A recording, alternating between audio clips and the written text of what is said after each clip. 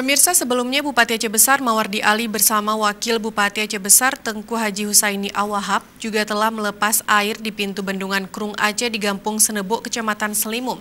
Kegiatan itu menandai dimulainya pembajakan sawah dalam rangka memulai musim tanam rendengan, tanam musim penghujan tahun 2020-2021. Petani berada di garda terdepan. Bupati mengungkapkan pengolahan di sektor pertanian tahun ini harus mengambil pelajaran dari musim tanam rendengan tahun 2019 lalu yang memang kurang hasilnya sekitar 3.300 hektar. Di lahan yang kurang berhasil tersebut memang tidak memiliki irigasi dan sawah tak ada hujan.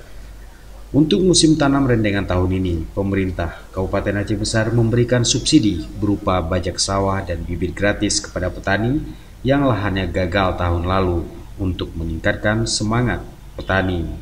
Di samping itu, Bupati meminta kepada para camat untuk menginformasikan kepada masyarakat bahwa 3 hari setelah pelepasan air, semua sawah harus dibajak. Bahkan Bupati juga menegaskan bila camat benar-benar bersemangat menyukseskan musim tanam rendengan tahun ini, maka akan diberikan hadiah. Ya, camat yang konsentrasinya bagus terhadap ini akan diberikan hadiah.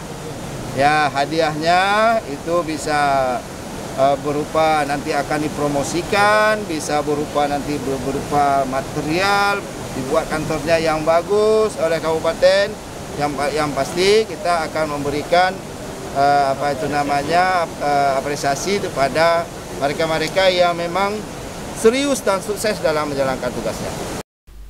Sementara itu, kepada penyuluh pertanian, Bupati berpesan untuk mengawal terus petani-petani hingga musim tanam ini bisa mengulang kesuksesan dan kembali surplus, sehingga bisa memenuhi kebutuhan daerah sekitar seperti Kota Banda Aceh dan Sabang.